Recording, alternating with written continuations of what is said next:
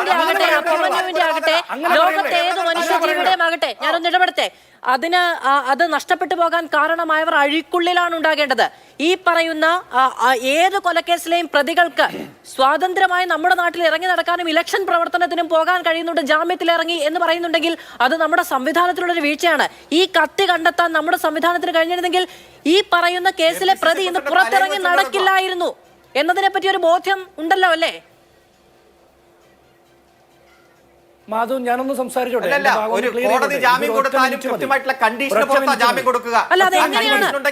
ദൃക്സാക്ഷികളുള്ള case അല്ലെ, ദൃക്സാക്ഷികളുള്ള case,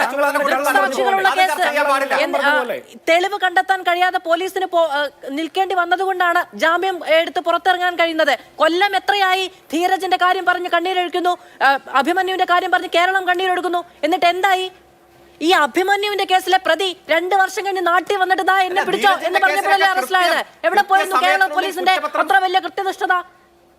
പൊൻതൂമലുകളൊക്കെ എടുത്ത് പെട്ടിയിൽ വെച്ചിരുന്നോ? അല്ല, എന്താ കുഴപ്പം ധീരജിന്റെ കേസിൽ? ധീരജിന്റെ കേസല്ല, അഭിമന്യുവിന്റെ കേസ്. അഭിമന്യുവിന്റെ കേസ്, ധീരജിന്റെ കേസല്ല പറഞ്ഞത്. അഭിമന്യുവിന്റെ കേസ്, അഭിമന്യുവിന്റെ കേസിലെ പ്രധാന പ്രതിയെ നിങ്ങളുടെ പോലീസ് എപ്പോഴാണ് അറസ്റ്റ് ചെയ്തത്? ഒറ്റ മിനിറ്റ് ഇടപെടരുത്. എന്താണ് അഭിമന്യുവിന്റെ കേസ് വൈകുന്നത്? കുറെ നാളായി നിങ്ങളെടുത്ത് ചോദിക്കുന്നുണ്ടല്ലോ എന്താ വൈകാൻ കാരണമെന്ന്. അഭിമന്യു SC/ST വിഭാഗത്തിൽപ്പെട്ട ഒരാളാണ്. SC/ST വിഭാഗത്തിൽപ്പെട്ട ഒരാൾക്കെതിരായിട്ടുള്ള ആട്രോസിറ്റിയുടെ കേസ്, കൊല്ലപ്പെട്ട കേസ് ജില്ലയിൽ ഒരു കോടതി മാത്രമേ വിചാരണ നടത്താൻ കഴിയൂ. ജില്ലയിൽ ഒരു കോടതി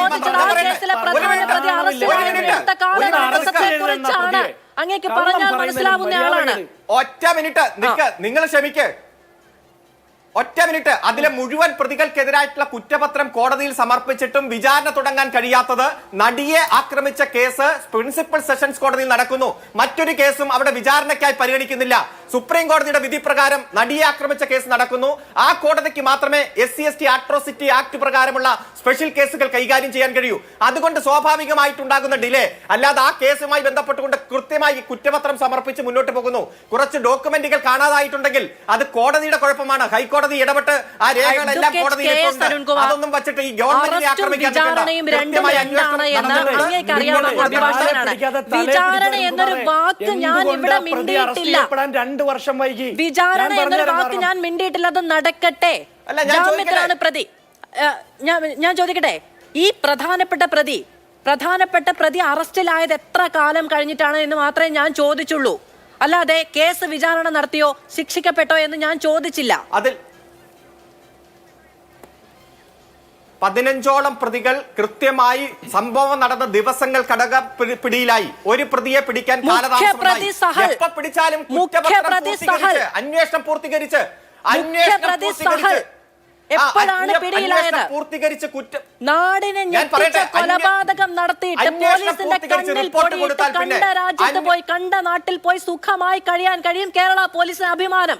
2 വർഷം കഴിഞ്ഞ് തിരിച്ചു വന്നിട്ട് ദോ എന്നെ പിടിച്ചോ ഞാൻ വന്നിട്ടുണ്ട് എന്ന് പറഞ്ഞപ്പോൾ കയ്യാമം വെച്ച് വീട്ടിൽ ജയിലിൽ കൊണ്ടുപോയി വെച്ചാൽ അഭിമാനം അല്ലെ? ആ വിഷയമല്ല നമ്മൾ പറഞ്ഞതെങ്കിലും കേരള പോലീസിന്റെ കീർത്തി പറഞ്ഞത് കേട്ടപ്പോൾ ഒന്ന് പറഞ്ഞു പോയതാണ് കേട്ടോ. കൃത്യമായി തന്നെ സമർപ്പിച്ചിട്ടുണ്ട്. അതൊന്നും വേണ്ട. കുറ്റപത്രത്തിന്റെ കാര്യം പറഞ്ഞില്ല. നമുക്ക് എടുത്ത് നോക്കിയാൽ അറിയാം. ഇന്ത്യയിലെ ഓരോ പോലീസിനെ എടുത്ത് നോക്ക്. എത്രയോ കുറ്റപത്രങ്ങൾ ഏറ്റവും കൃത്യമായി വിചാരണ പൂർത്തീകരിച്ച് എത്രയോ കേസുകൾ ഈ സംഭവത്തിൽ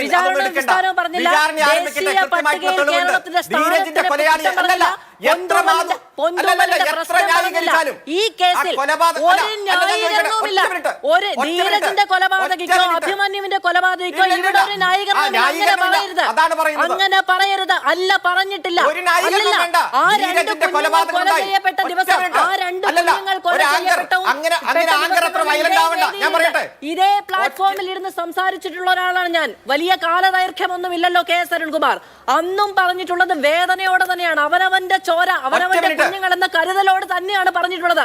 അതുകൊണ്ടാണ് ചോദിക്കുന്നത്, ഈ പോലീസ് എന്ത് ചെയ്യുകയായിരുന്നു 2 വർഷക്കാലമെന്ന്. അന്നും ചോദിച്ചിട്ടുണ്ട്, ഇന്നും ചോദിക്കും.